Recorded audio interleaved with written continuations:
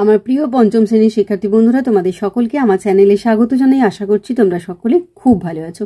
আজকে আমি তোমাদের 2024 সালের রায়ো মার্টিনে যে প্রশ্নবিচিত্রা প্রকাশিত হয়েছে তার 222 পাতায় যে 21 নম্বর স্কুল রয়েছে, সেখানে তোমাদের পঞ্চম শ্রেণীর বন্ধুদের পরিবেশের প্রশ্ন দেওয়া রয়েছে। আমি আজকে উত্তরগুলো তোমাদের দেখিয়ে দেবো।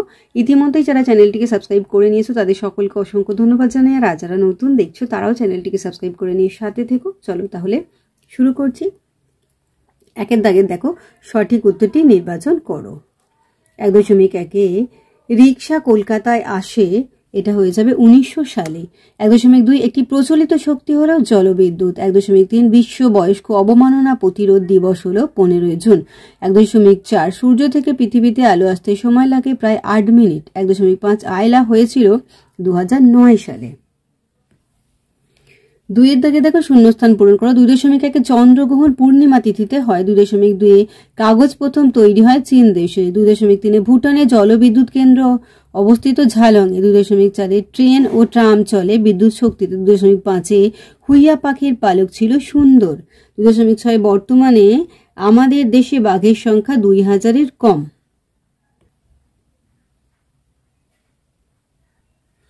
3-এর দাগে দেখো, ঠিক বাক্যের পাশে টিক এবং ভুল বাক্যের পাশে ক্রস চিহ্ন দাও। 3.1-এ আসানসোল রানীগঞ্জে কয়লা খনি দেখা যায়, এটা কাটা।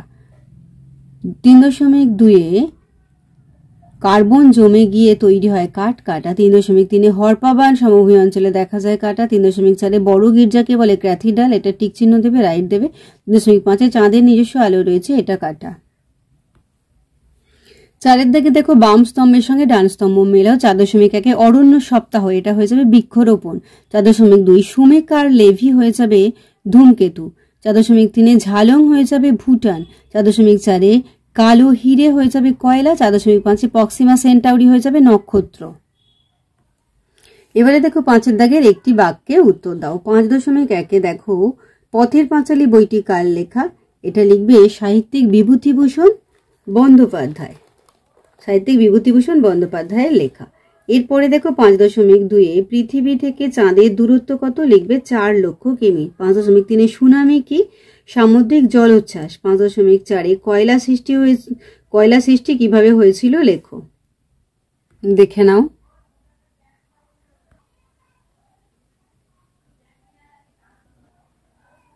5.5-এ দেখো, ধূমকেতু আসলে কি এবং কেমন দেখতে, এই যে দেখে নাও ধূমকেতু।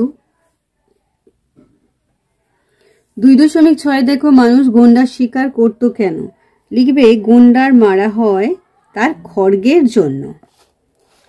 এরপরে চলো 5.7-এ দেখো, ধস কাকে বলে, এই দেখো ধস কাকে বলে। 5.8-এ দেখো, এই পৃথিবীতে সকল শক্তির উৎসকে সূর্য। 5.9-এ গৌণ জোয়ারের কত সময় পরে মুখ্য জোয়ার হয়, 12 ঘন্টা 26 মিনিট। 5.10-এ সমাজভিত্তিক বন কাকে বলে, এই যে দেখো সমাজভিত্তিক বন। 6-এর দাগে দেখো, 2-3টি বাক্যে উত্তর দাও। 6.1-এ আবহাওয়া কাকে বলে, দেখো আবহাওয়া কাকে বলে। 6.2-এ জলচক্র কিভাবে হয়, ছবির সাহায্যে লেখো, এই যে দেখো জলচক্র।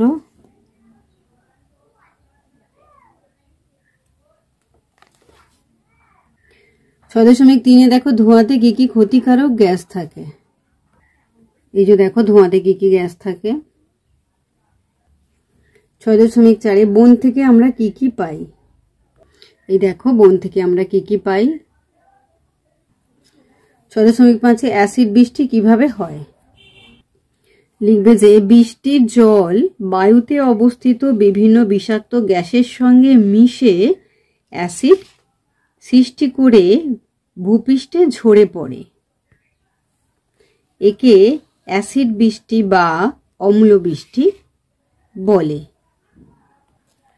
7-এর দাগে দেখো, নিচের প্রশ্নগুলির 5-6টি বাক্যে উত্তর দাও। 7.1-এ শিশুদের 5টি অধিকার সম্পর্কে লেখো, দেখে নাও উত্তরটা।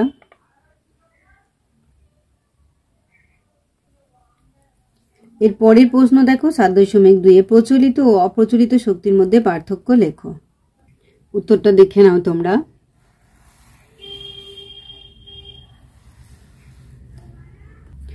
7.3 দেখো চন্দ্রগ্রহণ কিভাবে হয় তা একটি পরিষ্কার চিত্রের সাহায্যে বুঝিয়ে দাও। দেখে নাও একটু।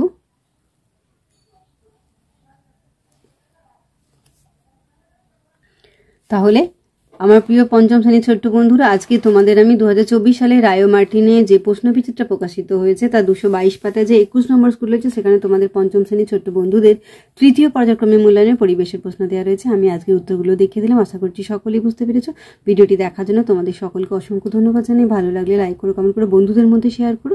আর আগামী দিনে নতুন নতুন ক্লাসগুলো পাওয়ার জন্য অবশ্যই চ্যানেলটিকে সাবস্ক্রাইব করে নিয়ে সাথে থেকো। তোমরা সকলে খুব ভালো থেকো।